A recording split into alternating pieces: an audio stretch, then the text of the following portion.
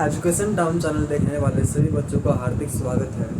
आज हम डिस्कस करेंगे फर्स्ट चैप्टर का इम्पोर्टेंट टॉपिक यूक्लिड विभाजन प्रमेय, Euclid division lemma, Euclid division algorithm, Euclid विभाजन एल्गोरिथम के बारे में। एक फारसी गणितज्ञ हुए हैं जिनका नाम था अल-ख्वारिज़मी।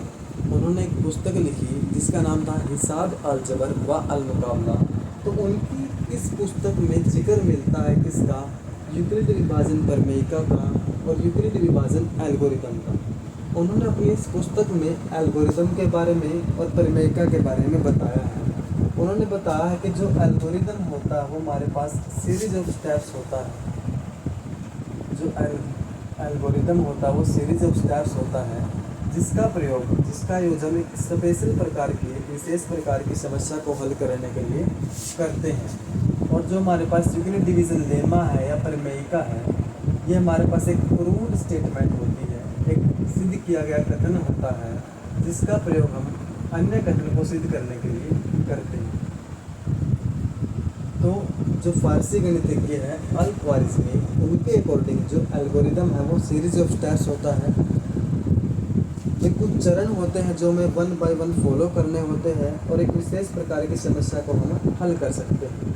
जो प्रमेयिका होती है एक सिद्ध किया गया कथन होता है जिसका प्रयोग हम किसी अन्य कथन को सिद्ध करने के लिए करते हैं। हमारे दोनों आज हम दोनों का जिक्र करेंगे, स्टेप टू स्टेप समझेंगे कि यूक्लिड विभाजन एल्गोरिथम कहाँ यूज होता है और यूक्लिड विभाजन प्रमेयिका कहाँ यूज होता है। Euclid division lemma. हिंदी वाले बच्चे इसे यूक्लिड विभाजन प्रमेयिका के नाम से जानते हैं। ये कहती है कि यदि हमारे पास दो पॉजिटिव इंटीजर है, एक पॉजिटिव इंटीजर a है और दूसरा पॉजिटिव इंटीजर यदि b है, और कुछ इस प्रकार से है, यदि a is greater than b, a b से बड़ा है, तो क्या होगा? a is equal to b q plus r।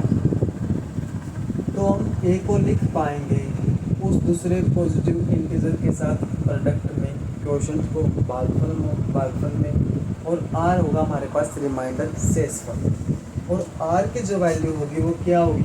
0 या 0 से बड़ी होगी, या तो 0 होगी या 0 से बड़ी होगी, और b से छोटी होगी। कैसे होगी? चलिए इस बात को एक एग्जाम्पल, एक उदाहरण लेते हुए समझते हैं। जैसे मान लिया मेरे पास दो नंबर है, एक है 2 और एक है 9, और 9 2 से बड़ा भी है, तो a की वैल्यू हुई 9 और b की वैल्यू हुई 2।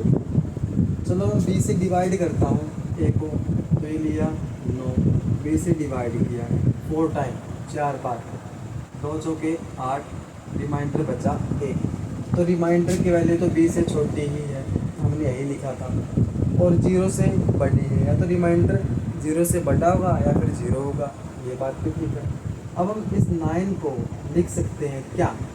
b, ये लिख दिया, क्या ऊपर क्वोशंट भागफल कितना आया? 4, प्रोडक्ट का निशानी प्लस रिमाइंडर कितना आया? 1। तो ये हमारे पास क्या है? यूक्लिड विभाजन लेमा है, यूक्लिड विभाजन प्रमेयिका है। इसका यूज हम करते हैं 2 नंबर का HCF निकालने के लिए। चलो हम डिस्कस करते हैं HCF के बारे में भी। HCF क्या होता है? हिंदी वाले बच्चे HCF को कहते हैं महत्तम समापवर्तन, और इंग्लिश में इसका मतलब होता है हाईएस्ट कॉमन फैक्टर। क्या होगा? Highest common factor. Common factor होगा, मेन बात है ये कैसा फैक्टर होगा? कॉमन फैक्टर होगा।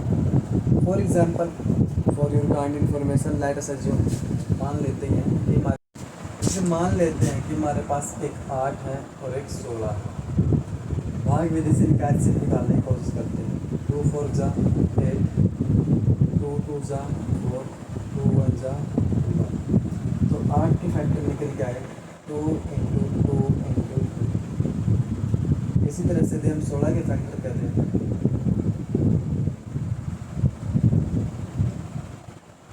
ये हमारे पास निकलते हैं। यहाँ पर लिखा हमने 16 16। 2 इंटू 2 इंटू 2 इंटू 2। तो इनके अंदर जो कॉमन है उनको करो मार्क और उनका करो प्रोडक्ट। तो 2 दूनी 4 दूनी 8। तो 8 और 16 का जो फैक्टर निकल के आया हमारे पास जो एलसीएम था वो कितना निकल के आया 8। तो इसका मतलब ये वो बड़ी से बड़ी संख्या है जो इस 8 को भी डिवाइड करेगी, 16 को भी डिवाइड करेगी। जो कॉमन फैक्टर होता है एचसीएफ वाला वो वैसे तो कहने का बड़ा होता है, लेकिन वो उन दोनों संख्याओं को डिवाइड करता है। एलसीएम का और जिक्र कर लेते हैं। जैसे मान लें यहाँ पर दो संख्याएं ली थी 8 और 16।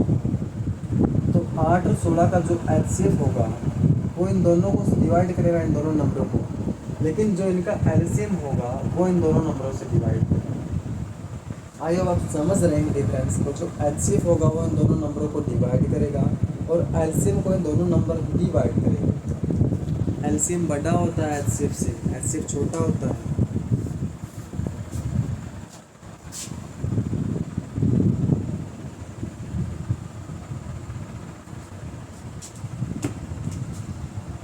एक बात और, एचसीएफ और एलसीएम का प्रोडक्ट उन दोनों नंबरों की गुणा के बराबर होगा, ए इंटू।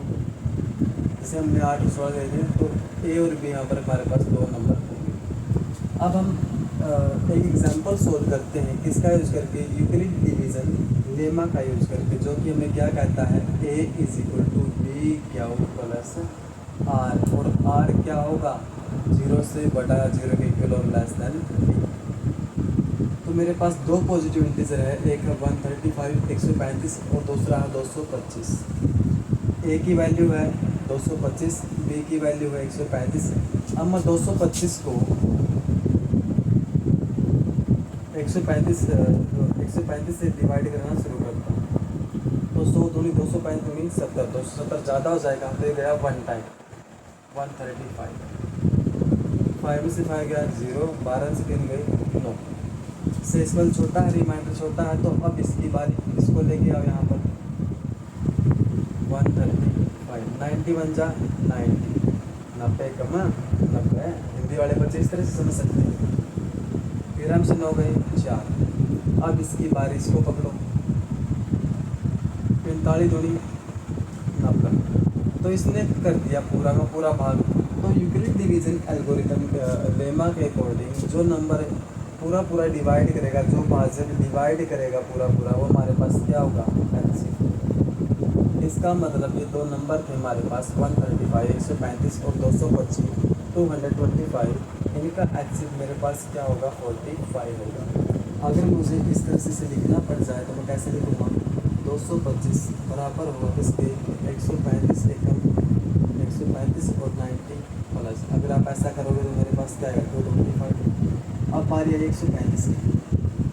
अब यहाँ 135 की जब मैंने क्या किया 90 से डिवाइड किया, जो हमारे पास भागफल आया वो 1 आया, रिमाइंडर बचा 45। आगे हमने क्या किया, इस 90 को डिवाइड किया इससे 45 से, कितने बार गया 2 बार, और रिमाइंडर बचा 0। तो जिस भाजक ने रिमाइंडर 0 दिया वो हमारे पास क्या होगा एचसीएफ होगा। किसके अकॉर्डिंग यूक्लिड डिवीज़न लेमा के अकॉर्डिंग, यूक्लिड डिवीज़न प्रमेयिका के अकॉर्डिंग। आई होप आपको आज का लेक्चर समझ आया होगा। नेक्स्ट वीडियो में हम डिस्कस करेंगे किसके बारे में, एचसीएफ के बारे में, एलसीएम के बारे में, और how to prove a number as irrational number. Most important topic है 1.3 एक्सरसाइज का, और आपके एग्ज़ाम में पक्का आएगा। चले बने रहिए वीडियो के साथ, लाइक भी करिए।